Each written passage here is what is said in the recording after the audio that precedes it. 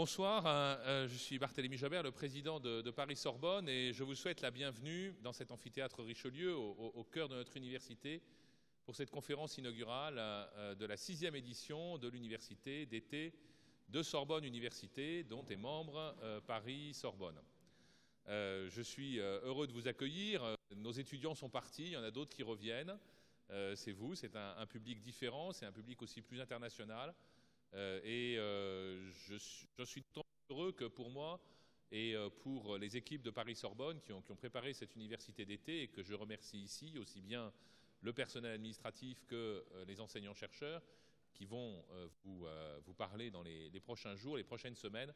Pour nous, le rôle de l'université ne s'arrête pas, si je puis dire, à ce dans quoi on voudrait nous enfermer le plus souvent, c'est-à-dire à la formation des étudiants, sous-entendu les vrais étudiants, mais vous êtes des vrais étudiants aussi, ceux qui passent une licence, un master ou un doctorat. Et pour moi aussi, et pour nous, l'université a apporté tout au long de la vie, à tous les publics, d'abord la science la plus pure, celle qui se fabrique dans nos universités de recherche, mais également un regard sur l'actualité, une autre façon d'envisager les choses. Et c'est peut-être ce que vous allez avoir aujourd'hui et ce soir. Alors, il y a des coïncidences, je ne dis pas qu'elles sont heureuses ou malheureuses, mais enfin, il y a des coïncidences.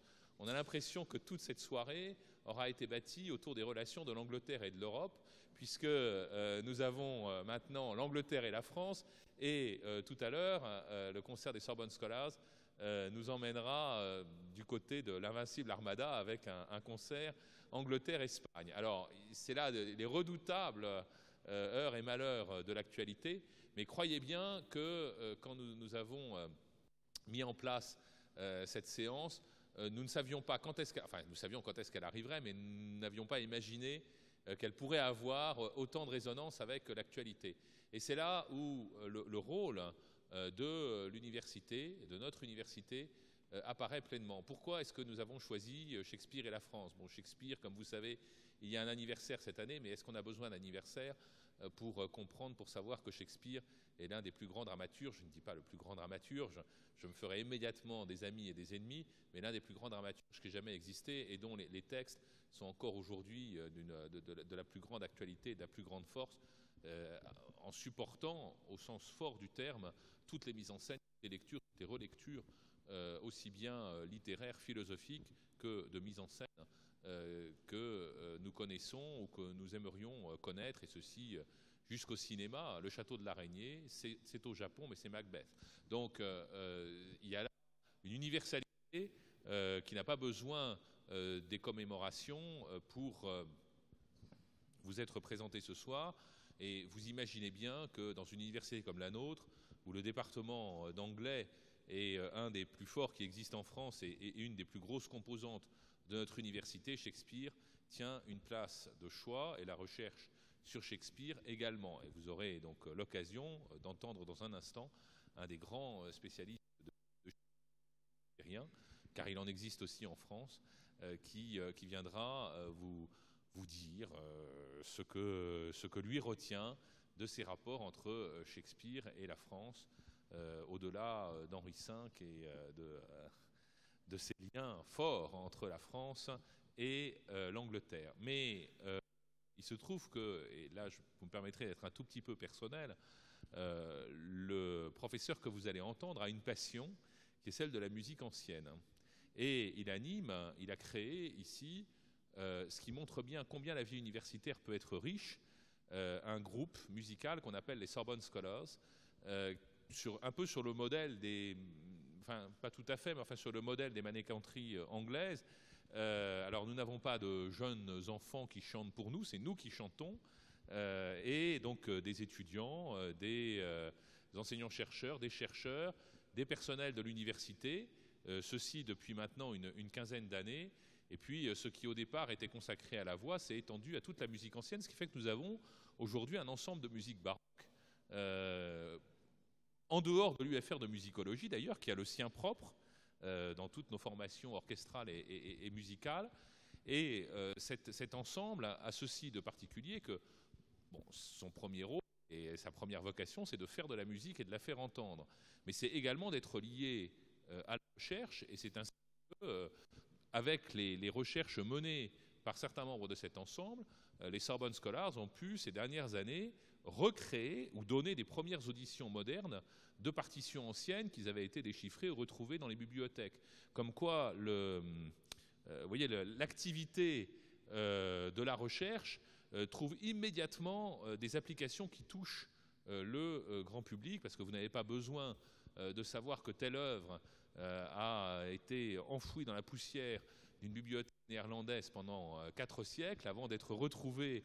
Vous l'entendez, mais il y a tout ce travail de recherche par derrière qui s'intègre à la recherche sur les textes, qui s'intègre à la recherche de l'histoire, à la recherche sur l'histoire de la musique, à la recherche sur la littérature, etc. C'est tout ceci qui vit dans notre université, et au-delà de ce simple exemple, toutes les conférences qui vont vous être proposées, tous les cycles que vous pourrez suivre, visent à vous faire participer à toute cette vie qui n'est pas une vie désincarnée, d'abord parce qu'elle est portée par des personnes comme Pierre Iselin, mais également parce qu'elle a une richesse, je dirais, de contact.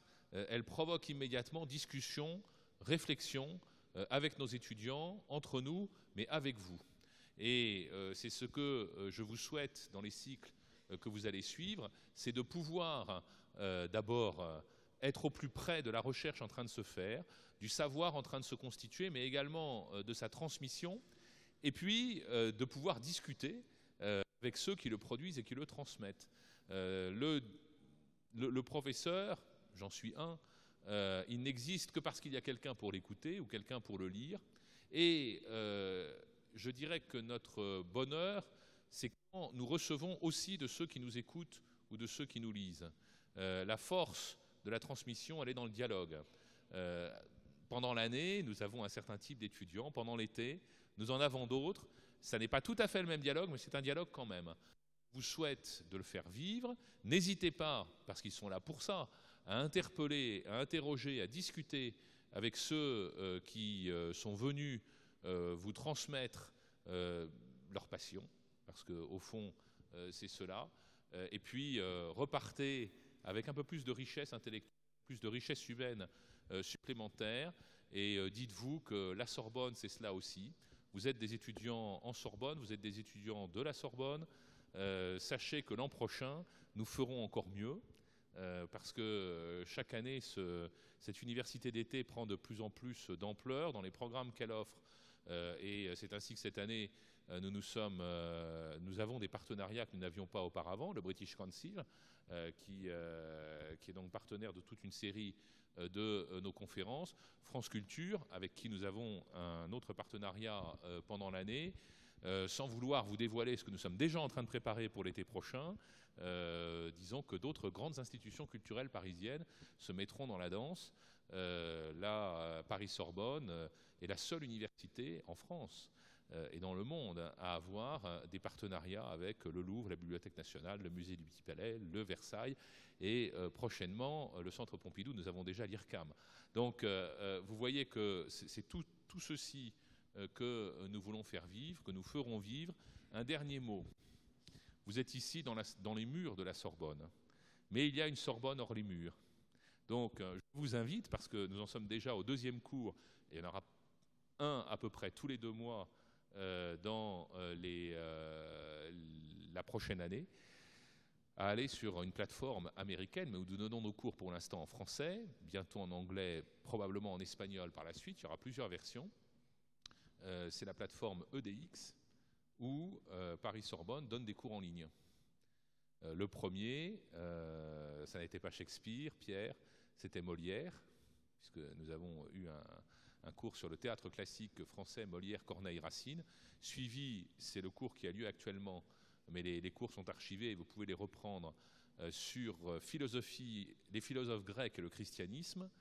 Et le prochain, il y aura tout un système de conférences en plus autour, aura lieu l'automne prochain autour de l'exposition Oscar Wilde au Petit Palais. Donc vous voyez que notre université essaye vraiment d'être une université dans la cité, nous vous faisons venir ici, vous êtes venus ici et j'en suis très heureux, mais sachez que maintenant, nous cherchons aussi à atteindre hors les murs, dans le monde entier. Le cours sur Molière a surpris par son succès les Américains et ne s'attendaient pas à ce qu'un cours en français sur Molière, Corneille et Racine atteigne plus de 10 000 auditeurs sans publicité dans les 3 premiers jours. Et ceci, je peux le dire parce qu'on a la vision en direct dans le monde entier. Alors vous êtes venus du monde ici, sachez que la Sorbonne peut vous toucher partout dans le monde et que de toute façon, ce dont nous parlons, c'est notre monde, même quand c'est le monde ancien, celui de Shakespeare, que va maintenant vous présenter Pierre Risdin. Merci.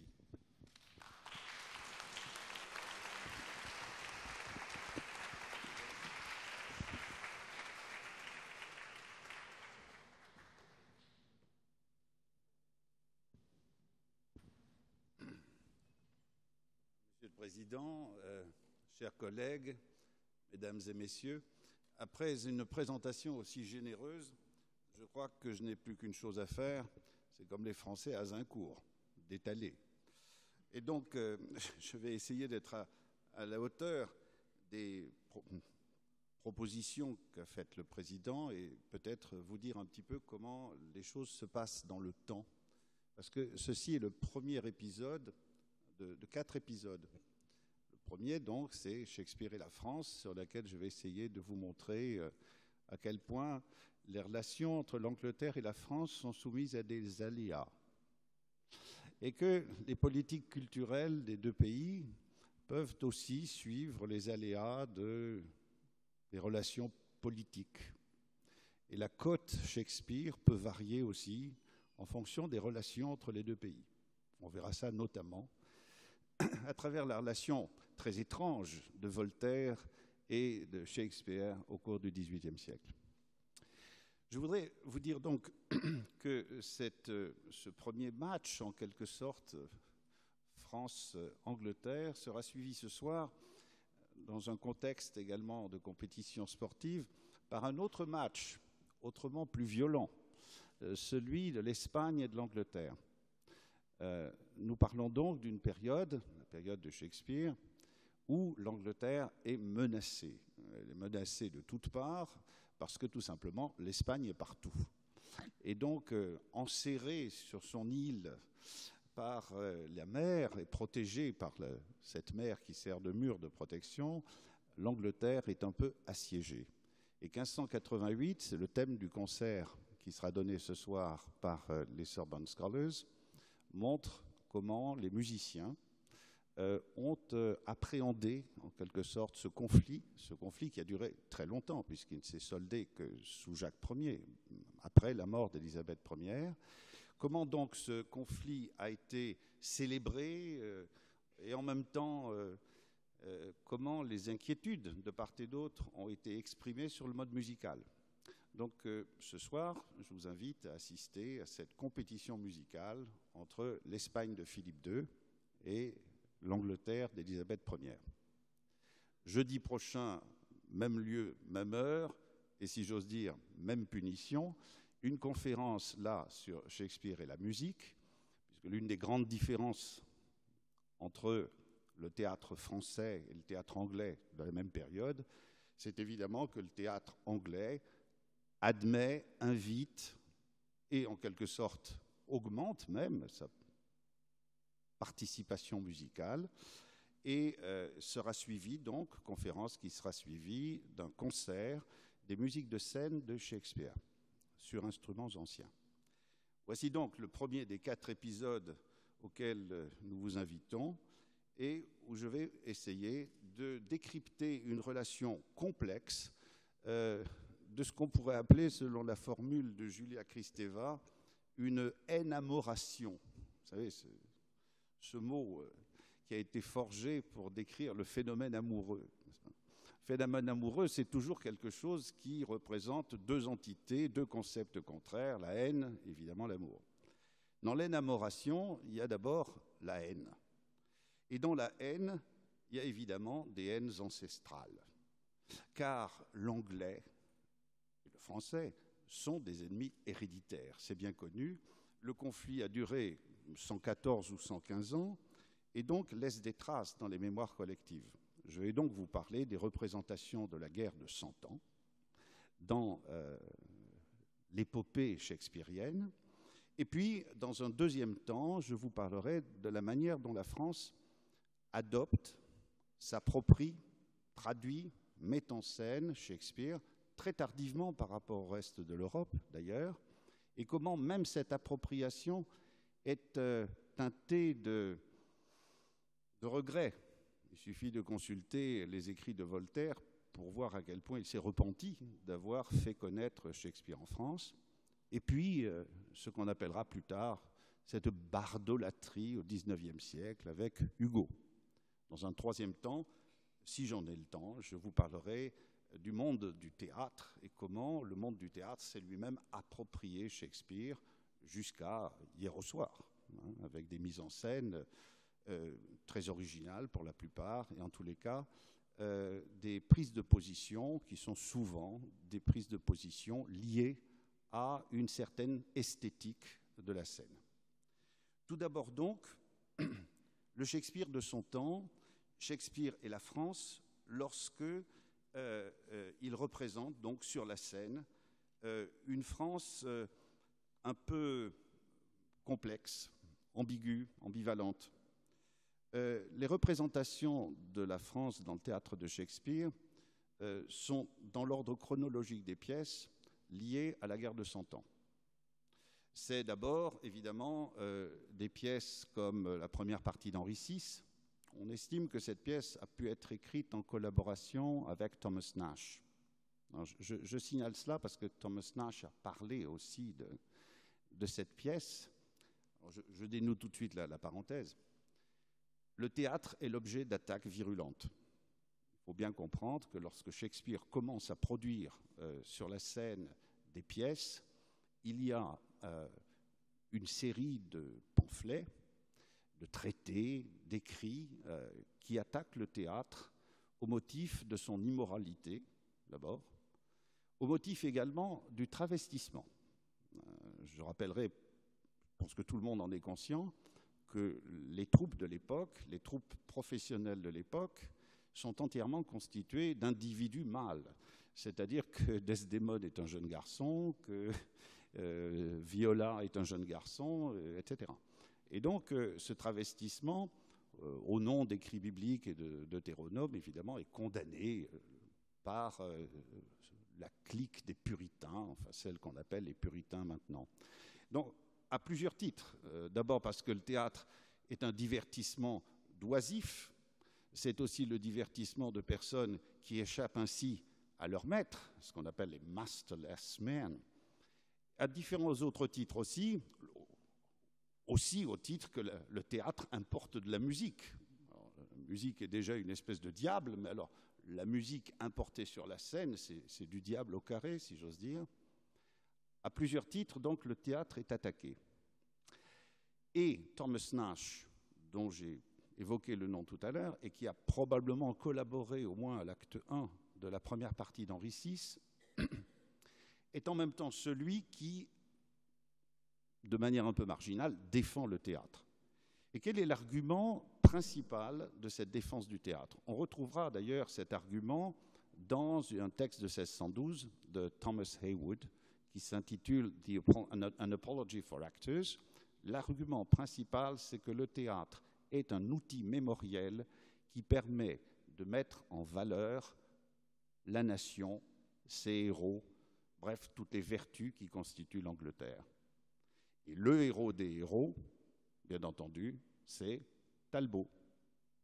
Talbot, celui qui, au siège de Bordeaux, est défait, tué, son fils à ses côtés, non pas tellement parce que les Français sont plus forts, bien entendu, il y a Jeanne d'Arc, la magicienne, la sorcière.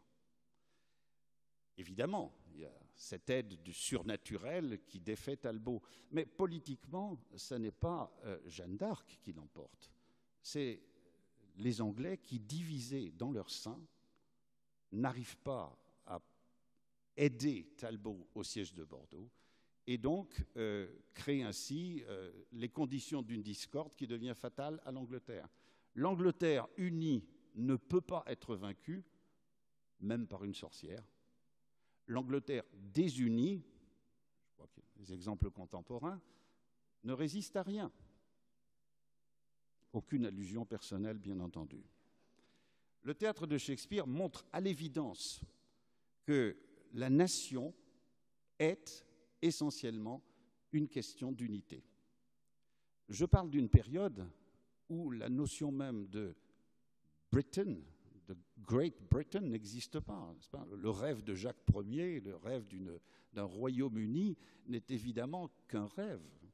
Et vous savez probablement qu'il mettra 70 ans avant de se réaliser politiquement. Donc on parle de l'Angleterre et de ses relations assez tendues avec l'Écosse, avec le Pays de Galles et surtout avec cette espèce de guerre permanente qu'est l'Irlande. Je vais parler de l'Irlande parce qu'en fait c'est la même chose que de parler de la France. C'est le même qui va en guerre en Irlande au nom d'Élisabeth, c'est Essex. Essex, c'est le grand militaire, favori de la reine, peut-être plus, qui sait. Bref, Essex, c'est celui qu'on envoie pour dompter ces sauvages. Le même mot qui désigne les Français et les Irlandais, les sauvages. Ces sauvages qui n'arrivent pas à être domptés, pour la bonne raison que Essex revient les mains vides, très décevant après cette expédition de 91-92, mais c'est le même Essex qui est envoyé avec réticence par la reine Élisabeth pour prêter main forte à Henri IV, siège en France. Autrement dit, on voit très bien que la situation de l'Angleterre vis-à-vis de ses voisins les plus proches, c'est-à-dire les Pays-Bas, la France, l'Irlande, c'est une relation de défiance permanente. Le poète Philip Sidney, dont vous entendrez, je crois, ce soir, la déploration par William Byrd, le poète Philip Sidney meurt au siège de Zutphen en 86. Et il y était envoyé, toujours avec réticence, par la reine Élisabeth. Autrement dit, l'Angleterre a du mal à se positionner comme grande puissance face à une Espagne qui est littéralement omnipotente en Amérique, en Europe, bien sûr en Italie et ailleurs. L'Angleterre est un petit pays qui commence à découvrir le monde, qui commence à devenir empire à la suite de certains rêves, notamment d'un grand monsieur qui s'appelait John Dee. John Dee qui est peut-être un des candidats au personnage de Prospero dans La Tempête. Bref, tout cela pour dire que la situation de l'Angleterre dans cette fin de XVIe siècle est certainement une situation très inconfortable, menacée d'invasion, d'une part, et d'autre part, ayant à l'époque une relation assez ambivalente avec la France. L'alliance avec le protestant Henri IV s'étant retournée, et le français lui-même passant pour un turncoat. Une messe, Paris, tout cela est échangeable dans les valeurs de ce français inconstant. D'ailleurs, les Français sont réputés inconstants. Les Français sont volages, inconstants. Ils ne sont pas cohérents. Et dans leur effort de guerre, ils sont même assez peu assidus. On voit très bien ça dans les préparatifs de combat d'Henri V. Notre président faisait allusion, bien sûr, à cette pièce qui se passe presque intégralement en France, et où les Français, notamment le dauphin, sont représentés de manière un peu désobligeante, certes, mais enfin, en tous les cas, c'est eux qui se montrent arrogants vis-à-vis des Anglais. Ils se demandent effectivement s'ils ne vont pas un peu manquer d'ouvrage sur le champ de bataille, et on fait des sonnets à la louange d'un cheval, on prépare des armures brillantes, on envoie des balles de tennis à ce pauvre Anglais pour qu'il s'amuse. Évidemment, tout cela est extrêmement insultant. Et le débat sur la possession de la France, car il ne faut pas l'oublier, Henri V, c'est une des étapes importantes de la guerre de 100 ans, c'est la reconquête, avant la perte des territoires sous le règne de son fils Henri VI. Mais cette épopée d'Henri V, c'est probablement l'une des pièces les plus populaires de Shakespeare. Si vous regardez les productions d'Henri V au cours du XXe siècle, celle qui a été faite par Laurence Olivier au moment du Blitz a été financée par le gouvernement anglais pour encourager les soldats anglais, les commandos anglais. Bref, il y a véritablement une dimension patriotique dans certaines des pièces jusqu'aujourd'hui. La pièce d'Henri V, de ce point de vue-là, est une pièce extraordinaire, puisque l'une des scènes qui se passe en France, la scène de séduction entre Henri et sa future épouse française, la fille donc du roi, cette scène est écrite dans une langue étrange qui oscille entre le français et l'anglais, avec ce qu'on appelle en anglais des doubles entendres, ce qui signifie évidemment des jeux de mots obscènes. Le français est connoté comme obscène très régulièrement. Le français est inconstant, il est souvent grivois, il est arrogant et il manque d'ardeur au combat. Il suffit de voir le discours, ce qu'on appelle le chariot speech d'Henri V, au moment où il harangue ses soldats avant la bataille d'Azincourt. We happy few, etc. Ce grand passage traditionnel, donc le monarque monte sur un chariot et délivre un message, un discours extrêmement éloquent, comme celui qu'Élisabeth, une femme, avait pu faire au moment de l'Armada, où elle avait, de la même façon, dit que dans ce corps de femme, il y avait un cœur d'homme et qui plus est un cœur de roi. Et on sait l'issue de l'Armada. Bon, le vent était peut-être anglais, peut-être que la tempête était protestante, mais enfin le fait est que la flotte anglaise a défait une flotte très largement supérieure en nombre. Et Henri V harangue donc ses soldats sur le même mode. C'est-à-dire, nous sommes peu nombreux, nous avons très peu de chances de gagner, mais au moins, le jour de la Saint-Crépin, on célébrera nos mémoires, etc. Et ce discours extrêmement patriotique, probablement le plus beau des discours patriotiques dans Shakespeare, à part peut-être le discours de Jean de Gand dans Richard II, enfin ce discours-là, en tout cas, est évidemment une harangue patriotique qui a été prise comme telle.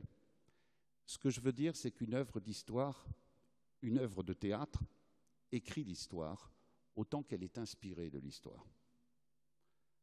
Une œuvre de théâtre est un événement historique. Et il suffit pour cela, d'ailleurs, de voir l'utilisation qu'on a pu faire de pièces de Shakespeare de son vivant, au moment de la rébellion d'Essex, pour se rendre compte que faire jouer une pièce de Shakespeare, comme le Richard II, la scène de la déposition, à la veille de la rébellion, est effectivement une manière de faire écrire l'histoire par le théâtre. C'est de cette dialectique que je vais essayer de vous parler, puisque le théâtre, la littérature, le théâtre en particulier, n'est pas seulement l'émanation de forces sociales et d'énergie sociale, il crée également des conditions de l'écriture d'une histoire. L'histoire de Shakespeare en France, donc, et de sa réception, alors je crois que j'ai été assez clair sur la manière dont Shakespeare représente la France. Bon, voilà, il y a une sorcière, il y a des dauphins et des soldats assez peu recommandables. Il y a d'autres représentations de la France dont je pourrais peut-être parler plus tard dans le temps des questions. Je pense notamment à la forêt d'Ardennes dans Comme il vous plaira. On peut penser également au Roussillon dans All's well that ends well, tout est bien qui finit bien. On pensera évidemment à la cour de Navarre dans Peine d'amour perdue. Bon.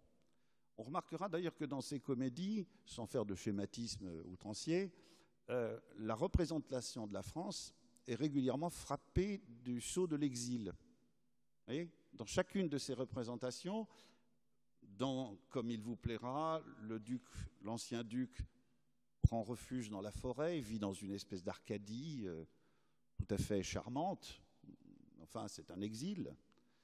Dans Tout est bien qui finit bien, Bertram veut échapper à sa femme en allant faire les guerres d'Italie et se réfugier à Florence. Et dans la troisième pièce.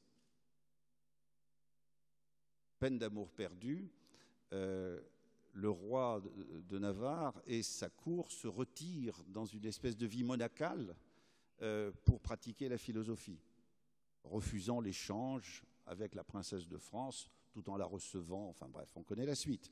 Ce que je veux dire, c'est que la France apparaît régulièrement comme un territoire d'exil intérieur. Ça, c'est pour les comédies. Aucune des tragédies ne s'y passe. Alors, si on compare la représentation de la France avec celle de l'Italie, qui est beaucoup plus nombreuse, là, je pourrais citer pratiquement le tiers du corpus, on se rend compte que les connotations y sont complètement différentes. L'une des dernières pièces dans laquelle la France est évoquée, c'est une pièce moins connue que celle que j'ai citée, c'est Henri VIII. Dans Henri VIII, il y a une crise à la cour du roi. Ces courtisans français qui ont importé une mode vestimentaire, musicale, ils jouent du violon, etc., qui est fortement ressentie par les aristocrates anglais et qui décrit ces courtisans français qui ont l'oreille du roi. La France, c'est donc la mode, mais également une certaine forme de superficialité, une espèce d'arrogance. Voilà un peu l'éthos du français. Pour ce qui est de l'appropriation du matériau Shakespeare, il faut savoir distinguer, je crois, 2 ou 3 choses. La première des choses, c'est que le premier matériau, c'est le texte. Et Shakespeare a été joué en France, en anglais, du temps de Shakespeare lui-même. Il y a des troupes qui voyageaient, des compagnies qui circulaient. Et donc, on a, d'une certaine manière, une connaissance du théâtre anglais sur place. On a des preuves. Ça s'est passé à Rouen, par exemple, et dans d'autres villes. La deuxième chose, c'est que ces troupes qui ont circulé du vivant de Shakespeare ont continué à visiter la France à des périodes de paix. C'est le cas, par exemple, d'une tournée en 1827. Je donne cette date parce qu'elle est importante. Cette tournée des acteurs anglais qui jouaient Shakespeare a été déterminante dans l'histoire de la réception, dans l'histoire de la critique, dans l'histoire de la traduction et dans même l'histoire de l'esthétique vis-à-vis de Shakespeare. C'est par le spectacle vivant, par la connaissance du spectacle vivant, que des gens comme Hugo et d'autres ont appris à connaître ce théâtre. C'est par le théâtre vivant que Voltaire, exilé à Londres, va assister à des représentations de théâtre et se laisse convaincre par ce qu'il abominera par la suite, mais qui l'a séduit tout de même, au point d'ailleurs d'en importer quelques éléments. On voit par exemple un fantôme arriver dans sa propre adaptation de Jules César. Donc ce Voltaire qui va vomir Shakespeare au moment de sa vieillesse, au moment où il invective Shakespeare comme un fumier dans lequel on trouve quelques perles, enfin quand même un tas de fumier, ce Voltaire même ne peut pas nier avoir été non seulement séduit, mais, si je peux utiliser ce terme dangereux, même influencé dans son écriture néoclassique de la tragédie. Autrement dit, ce ne sont pas seulement des textes qui circulent, ce sont des représentations. Ces troupes de théâtre, et les troupes anglaises étaient particulièrement répandues, se circulaient assez abondamment dans toute l'Europe du Nord. Ces troupes font connaître Shakespeare. Curieusement, le XVIIe siècle, en France, laisse le paysage shakespearien, celui de la traduction, complètement vierge, pas une seule traduction. Et c'est d'autant plus surprenant que si je regarde le tableau savant qui a été fait des traductions de Shakespeare au XVIIe siècle, alors je vous présente, voilà à peu près ce que ça représente, plusieurs, pas une seule traduction française. Les premières traductions françaises arrivent très tard, par rapport au reste de l'Europe. Nous sommes vraiment les très mauvais élèves de l'école shakespearienne. Les premières traductions remontent à 1731. Vous voyez, pour le XVIIIe siècle, ce qui est graffé en jaune signifie l'arrivée des traductions françaises. Nous sommes très en retard par rapport à des pays même comme l'Espagne, le Portugal, évidemment l'Allemagne. Il y aurait beaucoup à dire, et ce n'est pas l'objet de ce propos, mais ça a été l'objet d'un propos précédent, sur le rôle de l'Allemagne dans la diffusion et la réflexion sur l'œuvre de Shakespeare. Bon, il est évident que la France et l'Allemagne ne jouent pas du tout dans la même catégorie à ce propos. Si je suis aujourd'hui en train de vous parler de Shakespeare dans un cadre universitaire, il est tout à fait clair que c'est à cause des Allemands. Qui a constitué le corpus shakespearien comme un corpus d'études, c'est-à-dire où la philologie, l'étude des textes, l'étude de la langue, l'étude de la philosophie, car l'une des grandes idées sur Shakespeare, à la fin du XVIIIe siècle, début XIXe, c'est que Shakespeare n'est pas seulement un auteur dramatique, c'est un penseur. Cette idée d'ailleurs, qui va faire son chemin. Il semblerait que même de grands penseurs comme Lévinas pensent que toute la philosophie est dans Shakespeare. Il n'y a d'ailleurs, à ma connaissance, pas beaucoup de philosophes qui ne se soient exprimés sur Shakespeare. Voltaire peut-être, mais plus récemment, Derrida, et avant lui Lacan, bref. La philosophie s'est emparée de Shakespeare. Mais si les philosophes se sont emparés de Shakespeare, en dehors des traducteurs et des metteurs en scène, si les musiciens se sont emparés de Shakespeare, je n'ai pas parlé de Berlioz, de Gounod, Antoine, etc. Ces gens-là se sont emparés de Shakespeare. Mais pourquoi s'emparer de Shakespeare si ce n'est qu'il est devenu un objet de valeur incontestable? Du fumier que décrivait Voltaire, il est devenu, après 1827, une sorte de Dieu. Berlioz l'appelle Dieu.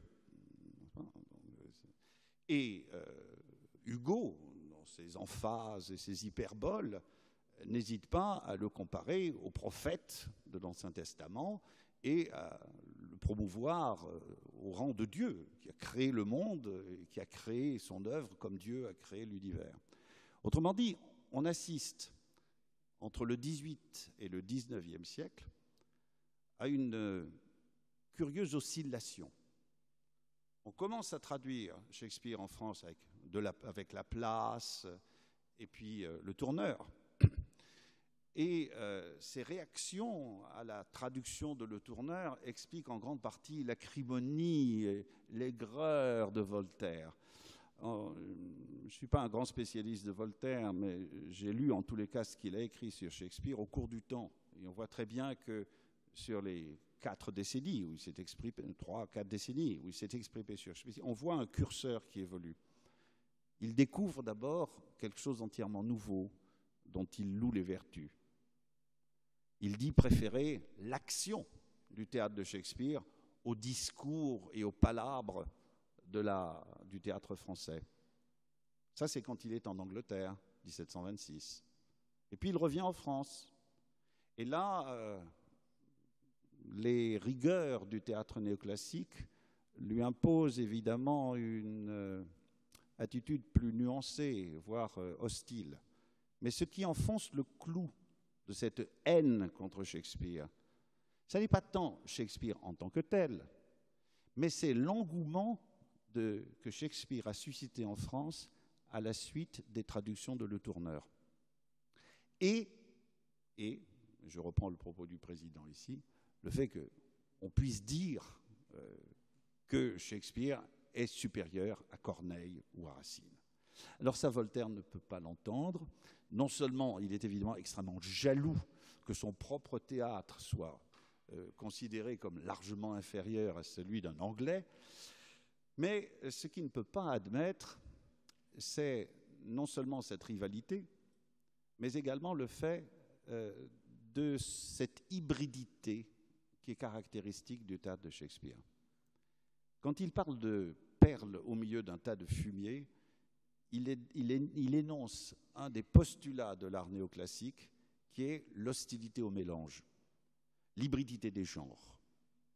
Le théâtre de Shakespeare, je ne vais pas faire de formule à l'emporte-pièce parce que là je m'en repentirai d'ici quelques minutes, mais je crois pouvoir dire que le théâtre de Shakespeare est un théâtre du mélange. C'est un théâtre de l'hybride. C'est un théâtre, par exemple, de la tragicomédie. Qui peut dire que The Winter's Tale, le Conte d'hiver, est une comédie? Pour Mamilius, il a laissé la peau, il est mort. Donc une comédie dans laquelle un petit enfant meurt, ce n'est pas vraiment une comédie. Qui peut dire que Mesure pour mesure est une comédie? Qui peut dire que Peine d'amour perdu est une comédie qui ne termine par un mariage, qui ne termine pas par un mariage n'est pas vraiment une comédie. Donc il y a assez peu de pièces, à part peut-être Macbeth, dont on puisse dire qu'elle appartient à un genre particulier. Et non seulement on ne peut pas le dire, mais Shakespeare lui-même s'amuse, dans une longue série que je ne citerai pas, à décrire toutes les composés possibles à partir des genres existants, une pastorale, une comique, satire, etc. Donc Shakespeare, non seulement est parfaitement conscient de son art du mélange, il est parfaitement conscient qu'il bafoue les règles d'Aristote, il est parfaitement conscient qu'en important de la musique sur scène, il est en train de créer les conditions du scandale par rapport aux opposants. Il est parfaitement conscient aussi que c'est ce qui plaît à son public. N'oublions pas les différences importantes des conditions de représentation. Le théâtre de Shakespeare est un théâtre commercial. C'est une entreprise de type proto-capitaliste. Shakespeare est actionnaire de son théâtre. Rien à voir avec le théâtre de cour de Racine ou de Corneille. Et donc forcément pas du tout les mêmes exigences d'étiquette, de convenance, de style. Et donc quand on compare ces deux mondes, je crois qu'il faut avoir présente à l'esprit les conditions matérielles, économiques, politiques dans lesquelles sont élaborés ces répertoires. La réception en France du théâtre de Shakespeare bute donc sur ce référent français qui est le théâtre de cour. Il est hors de question, bien sûr, même si on met Shakespeare en alexandrin, de gommer complètement les aspérités du texte. Les aspérités du texte sont une chose. Il y a énormément de jeux de mots obscènes, et j'aurais pu effectivement m'amuser à vous en citer une centaine, histoire de déclencher quelques crises d'hilarité, mais ça n'est pas l'objet de ce propos. Nous sommes à la Sorbonne, et donc nous sommes des gens sérieux. Le fait est que le théâtre de Shakespeare est un théâtre parfaitement grivois, où les allusions sexuelles sont quasi permanentes, où, sous couvert de faire un discours sur la flûte à bec, voilà un de mes amis flûtistes à bec, le discours sur la flûte à bec, si nous le décodons mot à mot, est en fait un pur discours anal, où il est question de vent, de trous, etc. Bon, je ne vais pas me livrer à cette activité devant un auditoire aussi sérieux, mais en tous les cas, le fait est que le discours shakespearien est un discours qui sollicite plusieurs lignes d'interprétation. C'est un discours qui favorise j'allais dire, le monde du carnaval, le monde bactinien, rabelaisien. Bon. Il faut comprendre donc que lorsque Voltaire invective Shakespeare, c'est donc une vision du monde qu'il attaque. C'est non seulement une rivalité entre l'Angleterre, qui, je vous le rappelle, au moment où Voltaire est le plus en colère contre Shakespeare, c'est un moment d'hostilité entre la France et l'Angleterre. Je vous ai dit que les fluctuations de la politique internationale jouaient évidemment sur l'appréciation d'un auteur véritablement anglais. Et alors que Voltaire, exilé en Angleterre, trouve l'Angleterre tout à fait séduisante avec cette liberté de pensée, au moment où il revient en France et où les hostilités se déclarent, évidemment, rien ne vaut le bon théâtre classique et la cour de Louis XIV. Bref, il est difficile de s'approprier Shakespeare dans la France du XVIIIe siècle. On essaie de le faire. La place, le tourneur, mais à quel prix? On est obligé de couper, de censurer tous ces passages grivois, obscènes. On réécrit, on ampute. Mais le texte lui-même n'est pas suffisant. Je veux dire, amputer le texte n'est pas suffisant. Le théâtre que revendique Voltaire est un théâtre qui interdit le quotidien, le mouchoir de Desdémone, la taupe de Hamlet, la souris, sont autant de motifs de scandale pour ce public néoclassique qui exclut les représentations du quotidien. C'est donc une entreprise assez vaste à laquelle se livrent les adaptateurs de Shakespeare. Laplace, le tourneur, essaie d'acclimater Shakespeare en France. Et ça n'est pas une petite entreprise.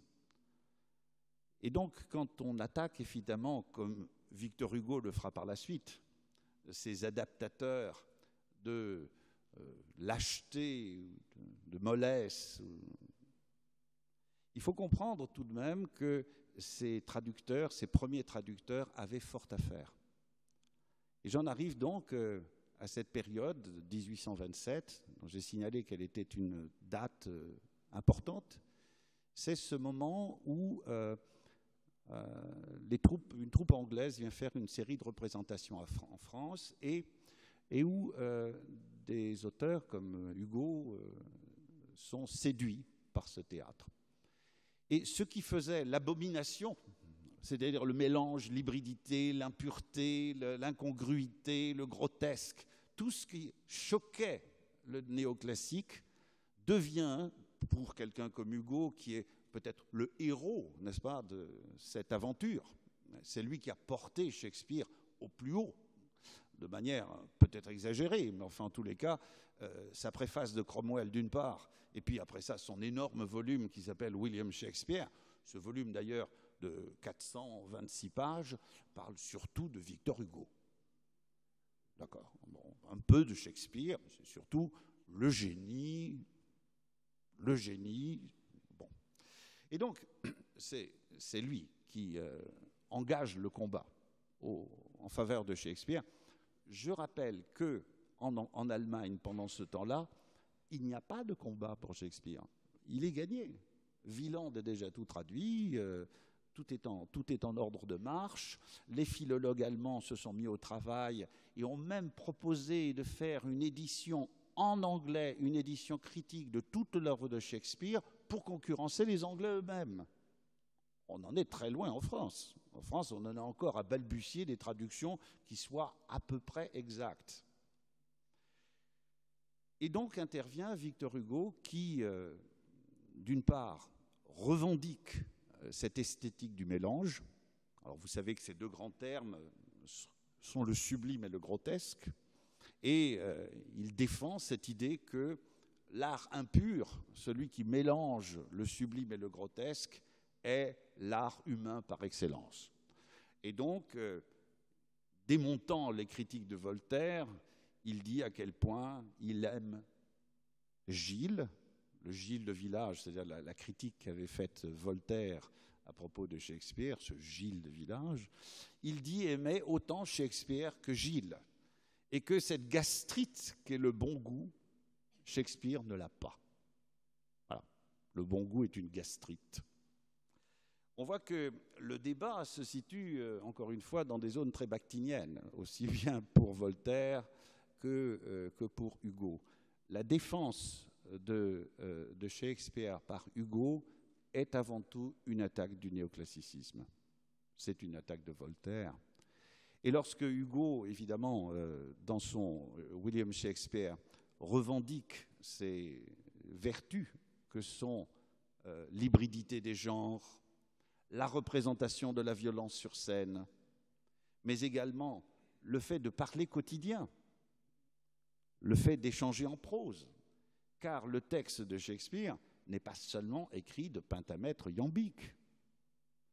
le théâtre de Shakespeare n'est pas écrit en vers rimés. Le théâtre de Shakespeare est un théâtre extraordinairement varié dans son écriture, dans sa métrique, dans ses styles, dans ses idiomes et même dans ses langues. Pensez à la scène de séduction qui a lieu entre Henri V et sa femme, une scène macaronique en français et en anglais. Autrement dit, tous ces mélanges, tous ces hybridités, Victor Hugo les revendique au nom de cette esthétique qui est celle du romantisme.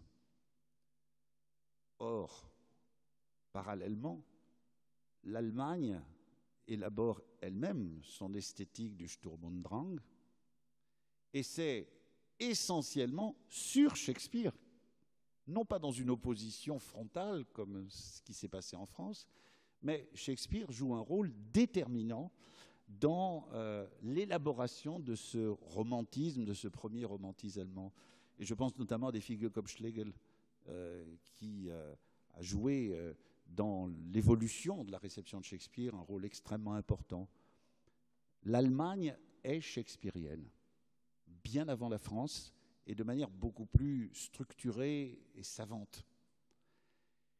D'ailleurs, les premiers enseignements de Shakespeare se font en Allemagne. Ce sont les disciples de ces philologues allemands qui vont porter Shakespeare, non pas sur la scène, mais sur la scène universitaire. Shakespeare devient en Allemagne un objet d'étude. Je n'ai pas réussi à savoir quand a eu lieu dans cet établissement le premier cours sur Shakespeare. J'aimerais le savoir un jour. Le fait est que c'est certainement au moins un siècle après ce qui s'est passé en Allemagne. Donc le romantisme allemand se constitue autour de Shakespeare et assez curieusement, ce dialogue entre l'Allemagne et l'Angleterre a des répercussions importantes, chose qui n'existe pas avec la France. Il n'y a pas de rivalité scientifique en shakespeariologie entre les Français et les Anglais, alors que l'Allemagne établit véritablement un rapport de connivence et en même temps d'émulation.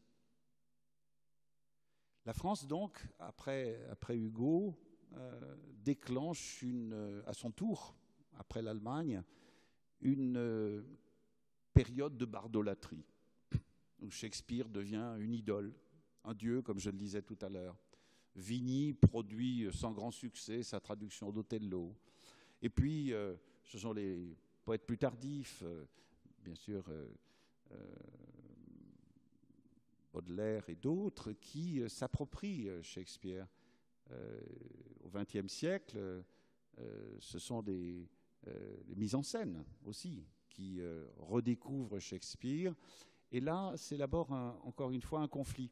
Shakespeare en France, c'est toujours l'histoire d'un conflit.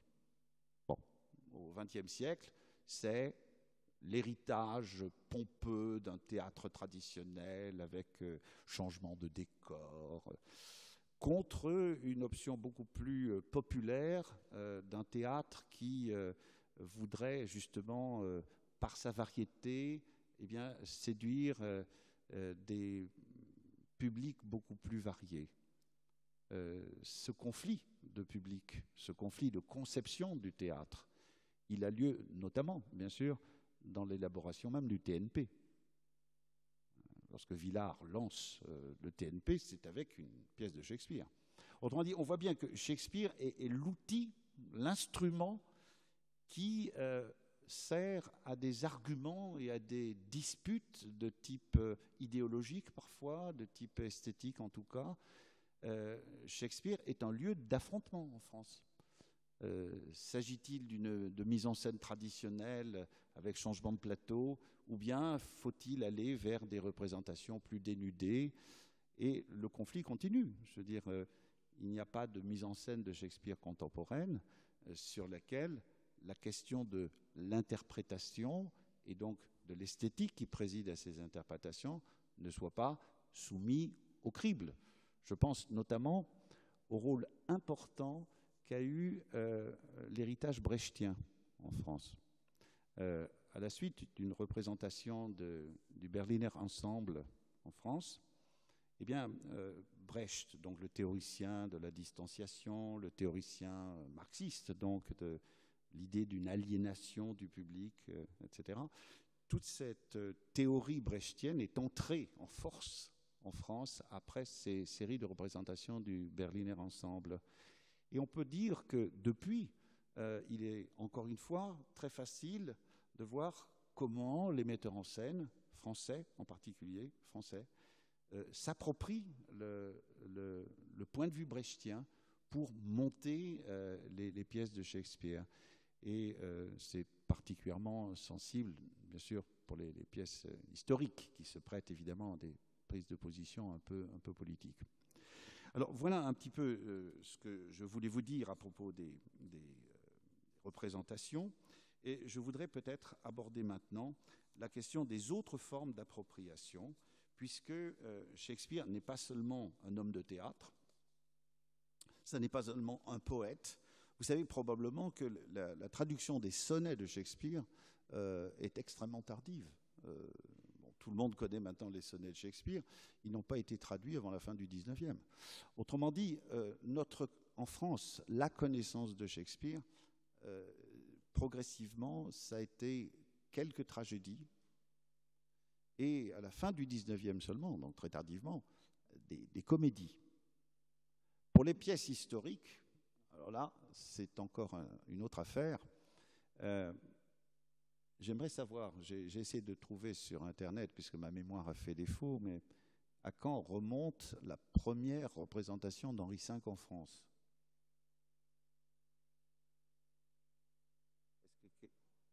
C'est je ne sais pas, je ne me rappelle plus exactement la date, mais c'est il y a moins de 20 ans.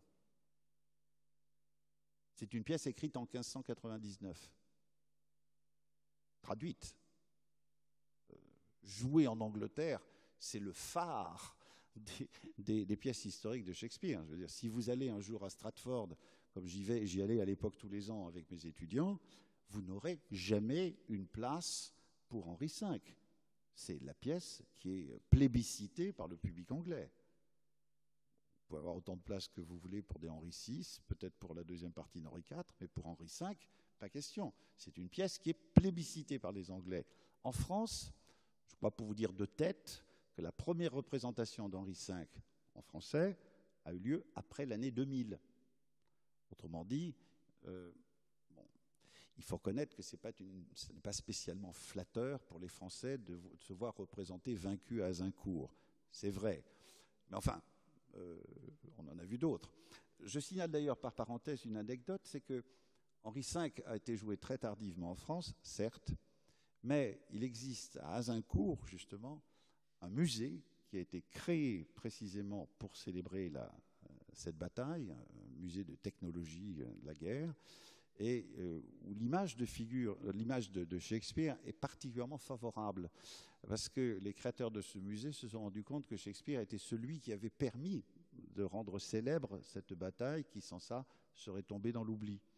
Donc, voyez à quel point le chemin est long entre ces premières pièces de Shakespeare qui, comme je le disais, contribuent au sentiment national et contribuent d'une certaine manière à constituer la nation anglaise, en même temps qu'elle constitue la langue anglaise. La langue de Shakespeare, c'est la langue anglaise qui s'écrit, qui devient un code reconnaissable. Entre ce moment-là et le moment où la France s'approprie ces textes, qui sont évidemment des textes difficiles à admettre, voir Jeanne d'Arc comme une sorcière et voir les Français défaits à Azincourt en raison de leur vanité est sans doute un peu difficile à admettre. Mais ce qui montre une chose, c'est que ce qu'on a appris de Shakespeare en France, et ça c'est vraiment particulier à la France, c'est essentiellement un discours sur la tragédie. Or, la tragédie shakespearienne n'est pas une tragédie pure. C'est une tragédie qui n'obéit en rien aux règles de la poétique d'Aristote, en tous les cas ce qu'on appelle les trois unités. Tout ce qui touche aux tragicomédies, aux pièces historiques, aux comédies, n'a été connu que beaucoup plus tard. Et donc tout le discours qu'on lit en fait, Voltaire, même Hugo, c'est un discours qui s'articule sur les tragédies, qui représentent en fait une partie relativement réduite des 37 pièces canoniques. C'est pour dire que toute cette enflure critique, ce débat d'esthétique, porte en réalité sur l'analyse d'un corpus assez réduit, qui plus est, d'autant plus réduit que même en Angleterre, on pratique des amputations assez graves. On réécrit Shakespeare en Angleterre.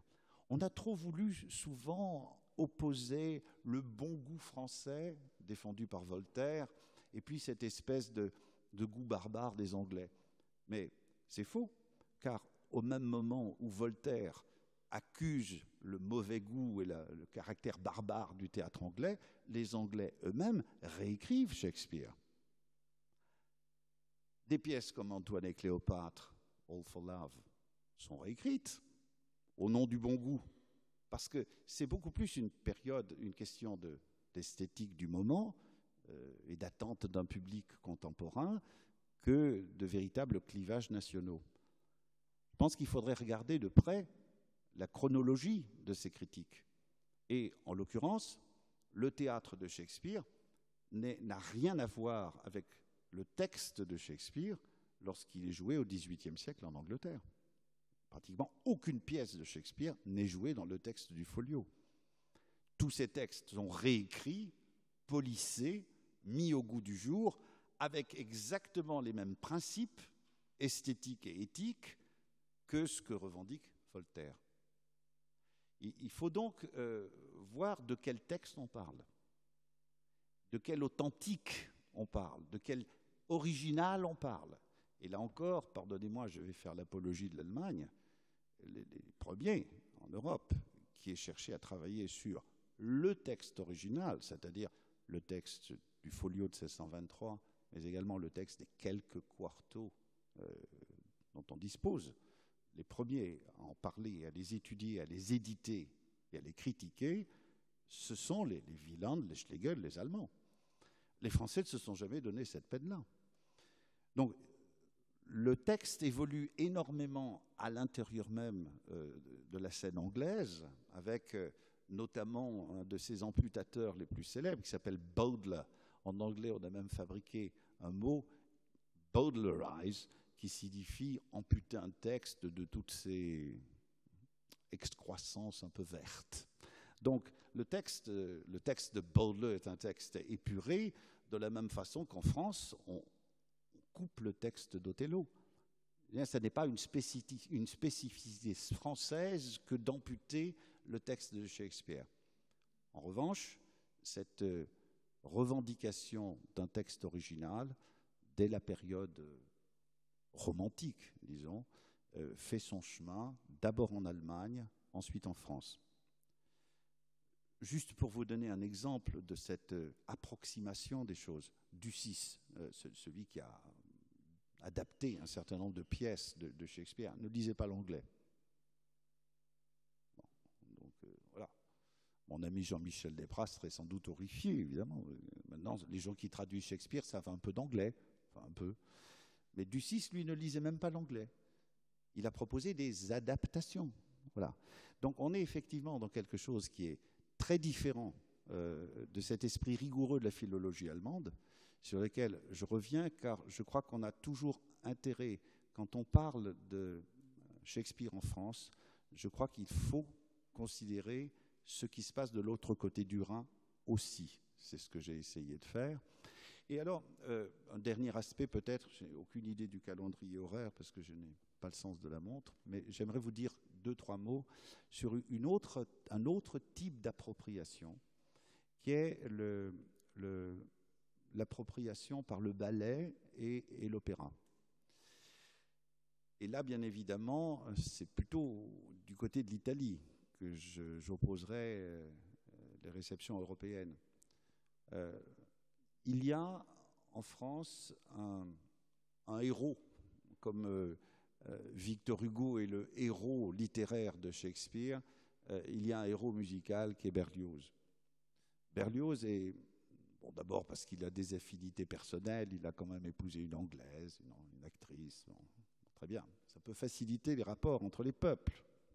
Enfin, le fait est que Berlioz est une espèce d'admirateur inconditionnel de Shakespeare. Et quand on voit ses projets, non seulement ses projets, mais ses réalisations, on se rend compte à quel point il n'y a pratiquement aucune pièce de Shakespeare sur laquelle il n'ait voulu écrire quelque chose. Alors, bien entendu, il y a son Béatrice et Bénédict, qui est une façon très personnelle d'appréhender Much Ado About Nothing. Et il a pris, comme Purcell a pris dans The Faerie Queene, une partie de Tempest.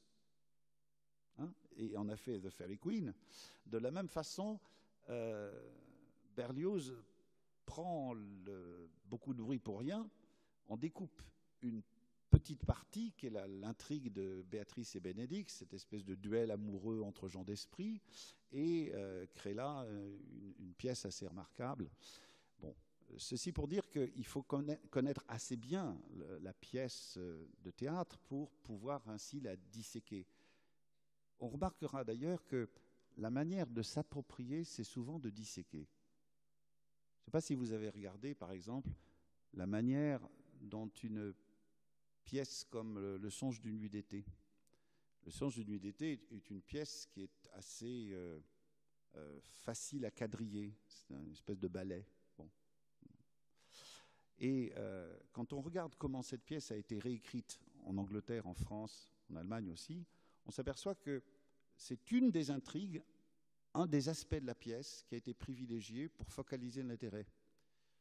Dans le cas de Purcell, par exemple, Faerie Queene, c'est évidemment l'intrigue des fées qui est bon, dans Mendelssohn, pareil. C'est Pâques, c'est les fées. Bon. Alors que l'intrigue des amants d'Athènes n'a pratiquement intéressé personne. Pratiquement toutes les réécritures de A Midsummer Night's Dream ont été faites sur l'intrigue mineure, l'intrigue des fées, la discorde des fées, etc. C'est un peu pareil dans Much Ado, c'est un peu pareil dans Tempest aussi. Par exemple, une des réécritures en français de Tempest, c'est la pièce Une tempête d'Aimé Césaire. Or, cette pièce, Une tempête, d'après Shakespeare, dit-il, très honnêtement, c'est en fait la réécriture de la pièce de Shakespeare, mais vue du point de vue de Caliban. C'est-à-dire vue d'un point de vue anticolonialiste et d'un point de vue, évidemment, très insulaire. C'est les Caraïbes, c'est le monde des Caraïbes. Et donc, on réécrit Shakespeare, et souvent en renversant complètement la perspective, ou en sélectionnant un des aspects de la pièce qui était une intrigue secondaire. Le cas d'Aimé Césaire pour La Tempête, le cas de Berlioz pour Béatrice et Bénédict montre à quel point ces objets littéraires que sont les pièces de Shakespeare peuvent devenir encore de nos jours des enjeux idéologiques et politiques, comme ils ont été des enjeux esthétiques pour la révolution romantique de Victor Hugo. Nous ne savons pas ce que réserve l'avenir, et nous ne savons encore moins ce que réservent les relations franco-britanniques. On peut espérer tout de même que l'avenir de Shakespeare, qui est maintenant inscrit dans un processus de mondialisation, il ne faut pas se voiler la face, Shakespeare est devenu une industrie. Et donc, dans le cadre de cette industrie absolument mondiale qu'est Shakespeare, on peut supposer, évidemment, que la France continuera à faire de Shakespeare son premier dramaturge. On a peut-être tendance à survaloriser Shakespeare, mais en tous les cas, c'est, et de loin, je crois, le dramaturge le plus joué en France, et cela depuis fort longtemps. Et c'est aussi, encore une fois, l'auteur par lequel s'expriment des points de vue théoriques, des prises de position esthétiques. Le TNP, encore une fois, a été créé sur une pièce de Shakespeare. Voilà en gros ce que je voulais vous dire, mais ce qui m'intéresse le plus, c'est d'avoir vos questions.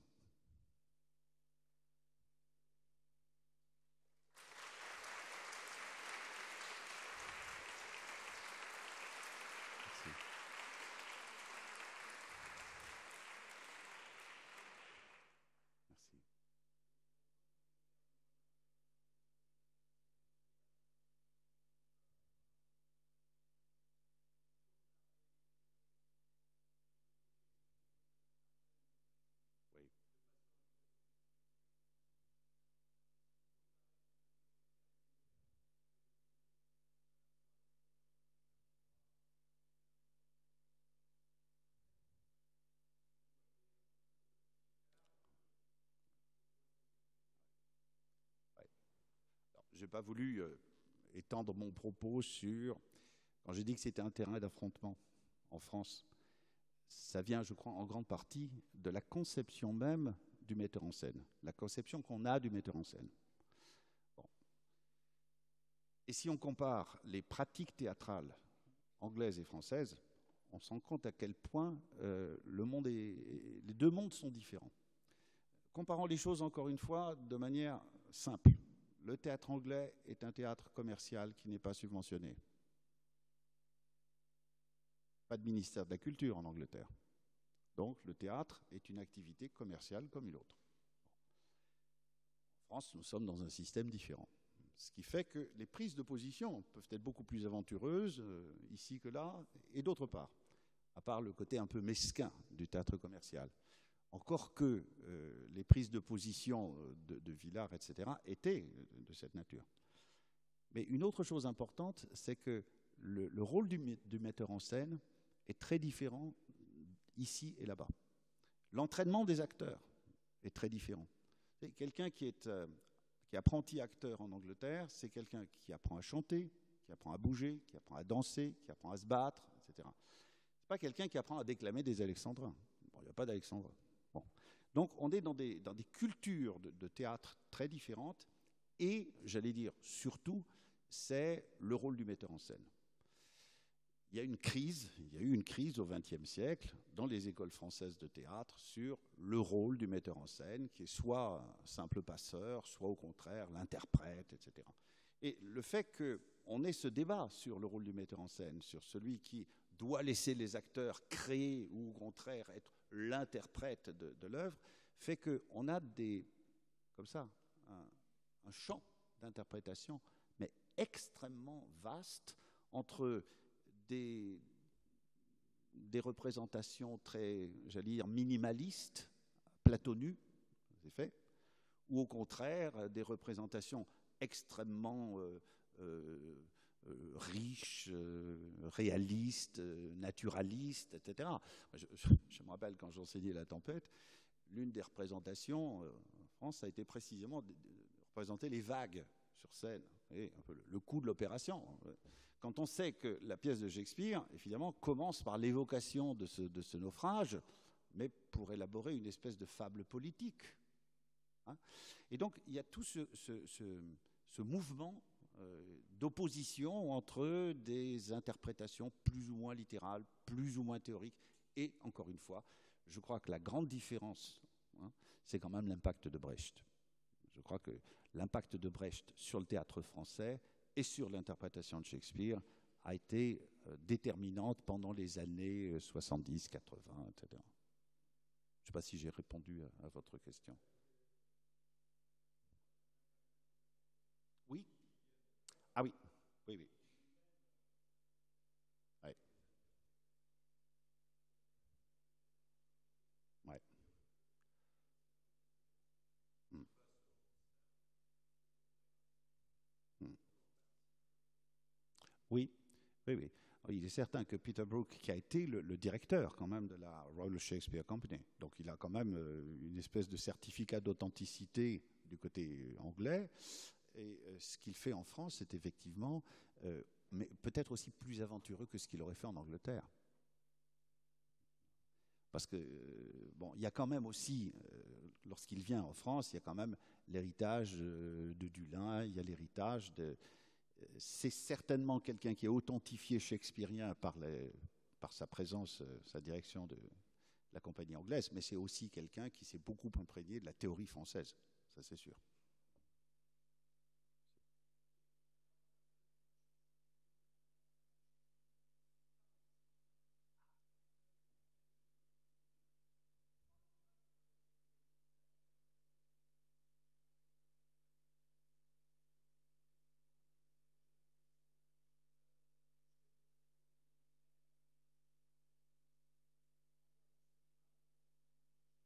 Oui.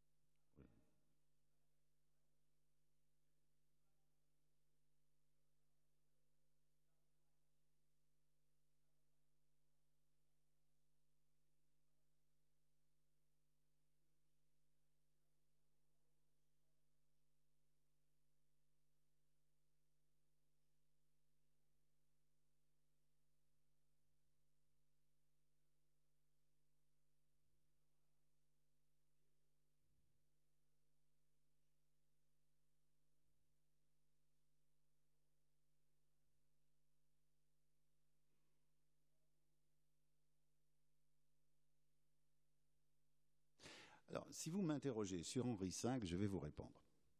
Le premier qui a eu conscience des limites du théâtre, c'est l'auteur même de la pièce.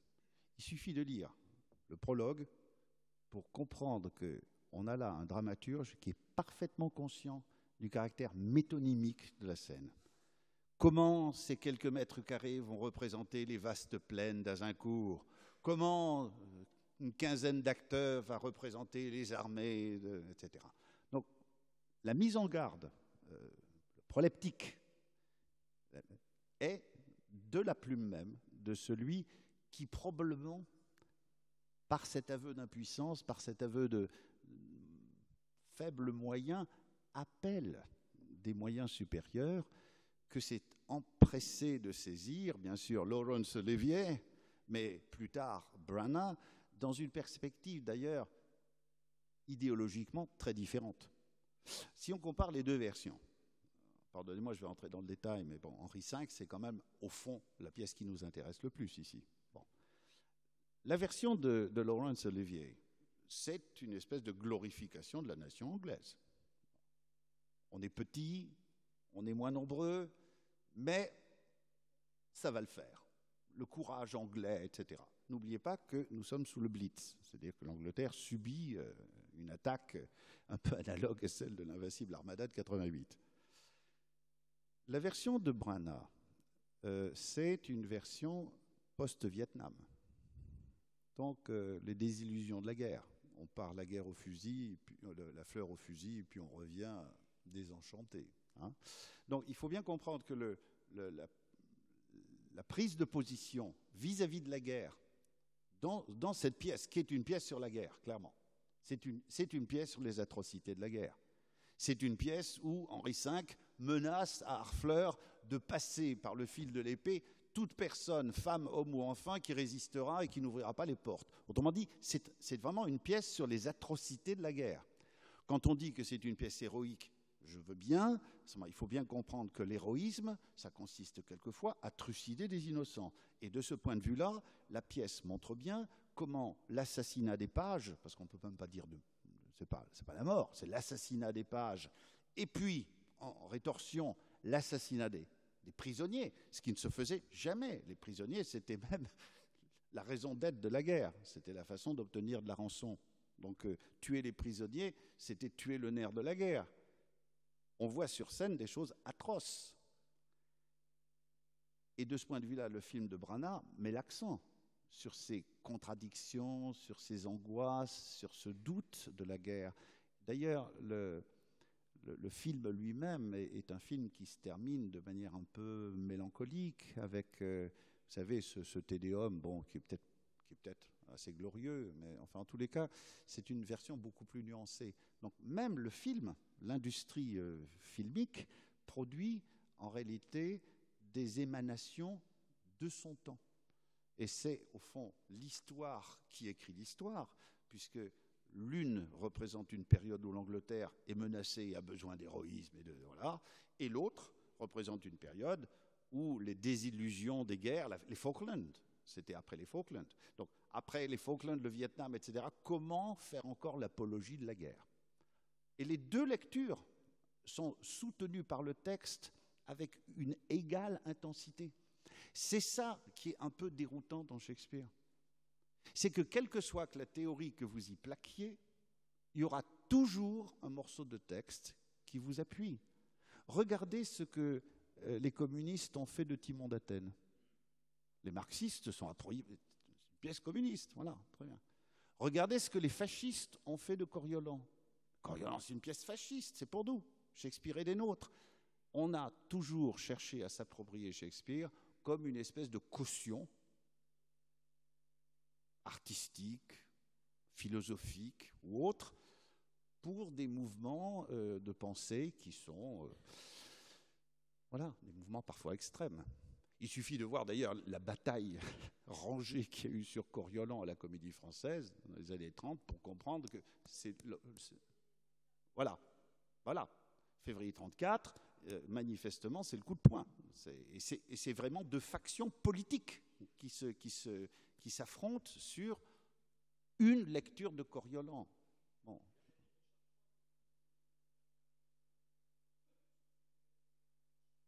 Oui, dans le film avec ça se passe effectivement dans une atmosphère fasciste, mais qui serait anglaise. Donc, bien entendu, on a toutes ces lectures possibles. Oui.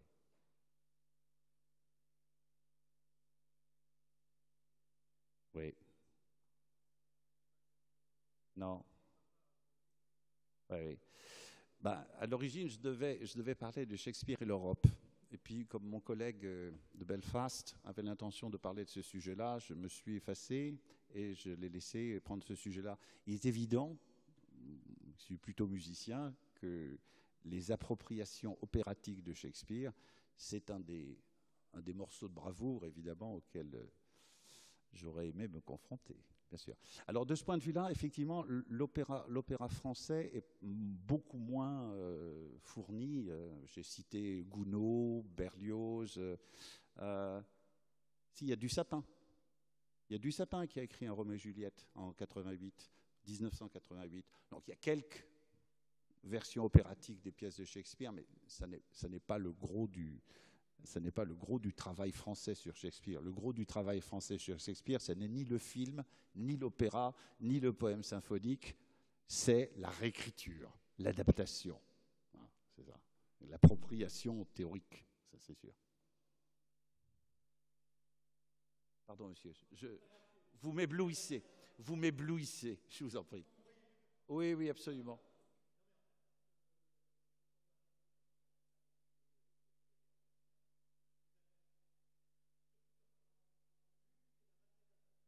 Oui. Oui.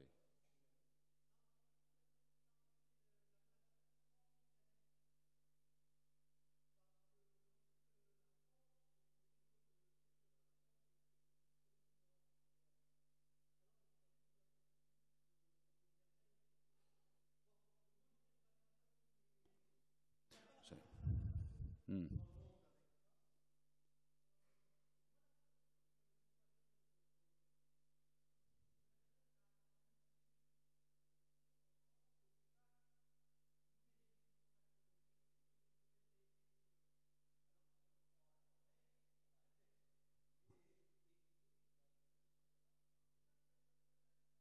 Oui.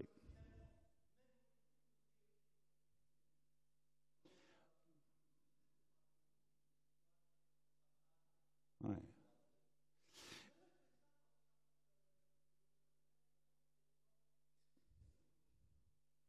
Alors, je crois qu'il y a des raisons, encore une fois, historiques à tout cela.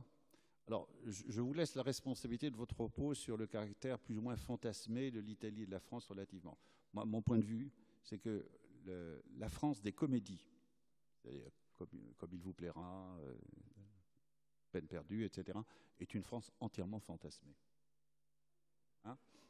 Alors, pour ce qui est de le deuxième aspect de votre question, relève, à mon avis, d'une histoire du texte. Vous savez, le texte de Shakespeare, c'est un texte dont personne n'est certain. La seule certitude qu'on ait, c'est qu'il n'y peut y avoir aucune certitude. Ce sont des amis de Shakespeare qui sont rassemblés, comme vous le savez, après sa mort, donc c'est une édition posthume, ni la définition du corpus, ni le choix de la graphie, ni pratiquement la division des scènes, des actes, etc. Rien de tout cela, y compris les indications scéniques, ne sont probablement authentiques ou authentifiables. Voilà.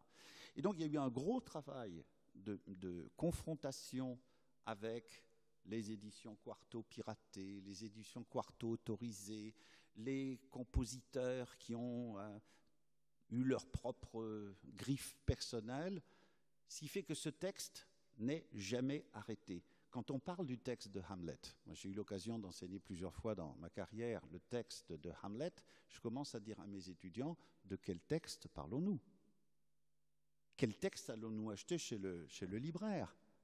Est-ce que nous allons acheter l'édition, la conflation, qu'on appelle en anglais conflation, du quarto 1, quarto 2, quarto 3 et du folio, ou est-ce qu'on va acheter 3 textes différents pour confronter?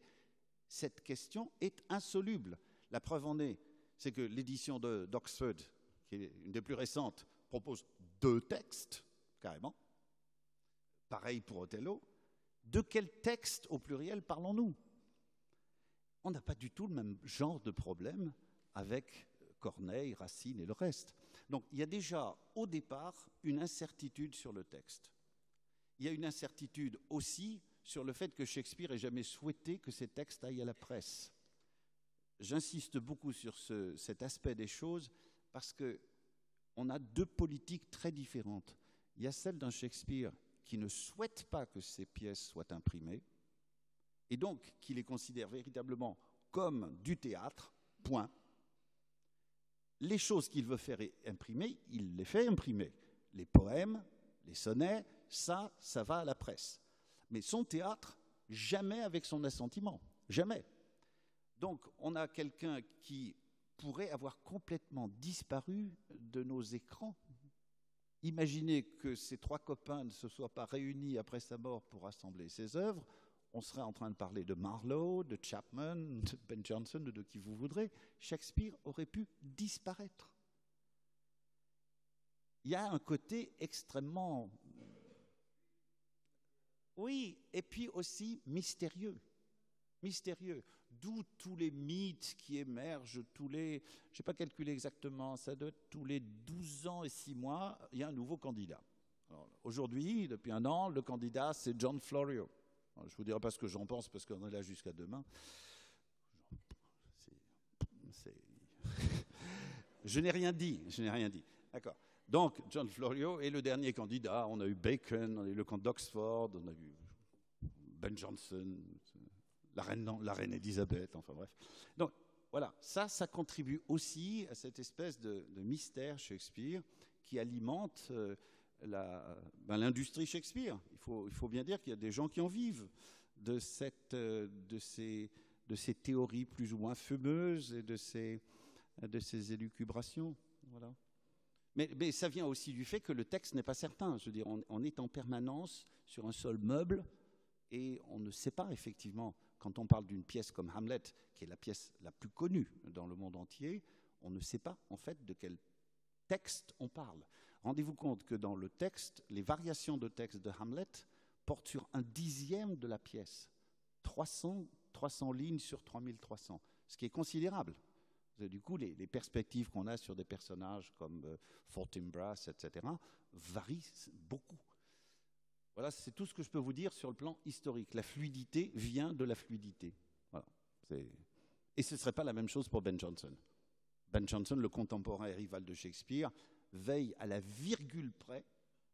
Quand il envoie ses textes chez l'imprimeur, il corrige toutes les épreuves, les notes marginales, les citations, les italiques. Tout est réglé vraiment de manière extrêmement sérieuse. Shakespeare n'a jamais souhaité faire éditer ses pièces. Voilà.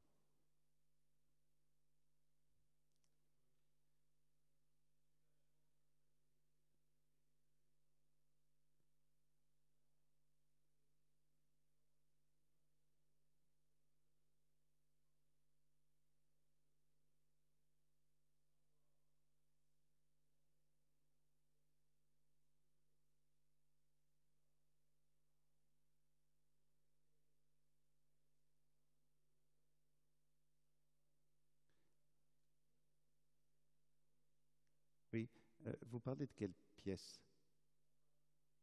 Richard III. Oui. Alors, la question, effectivement, de la traduction, alors on entre dans le domaine technique, là.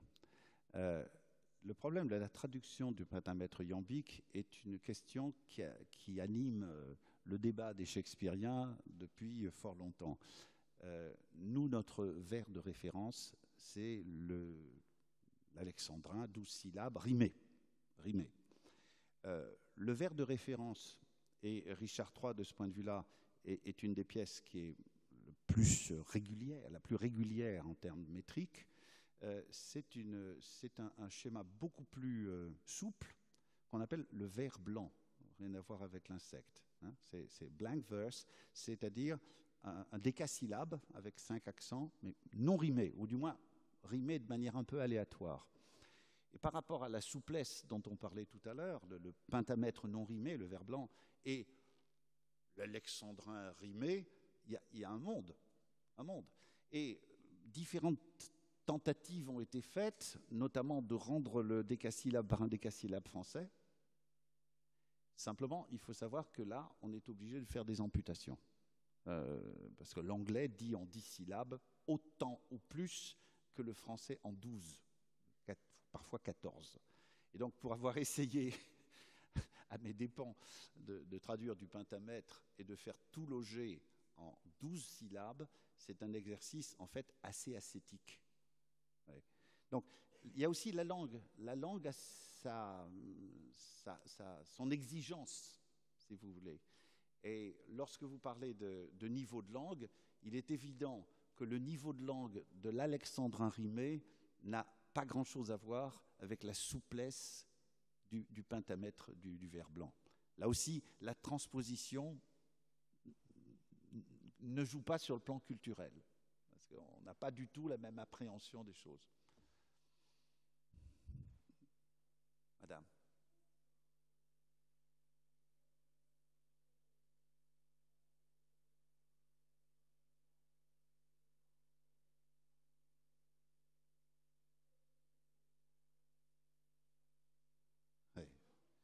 Oui. Oui. Ça n'est pas une question légère, chère madame. C'est même une question fatidique. Jamais on ne prononcera le nom de la pièce écossaise sur scène. D'ailleurs, on parlait de Villard tout à l'heure. Voilà une expérience bien malheureuse qu'il a eue. Parce que lorsqu'il a joué son Macbeth contre Maria Casares, alors lui, intériorisant son texte, bon, Villard, et puis l'autre, en voyant tout ce qu'elle peut sur le plan émotionnel, l'expérience a été, pour lui, désastreuse. Donc Macbeth est une pièce qui continue. La pièce écossaise continue à être une pièce qui porte malheur. Ouais. Absolument. Bien.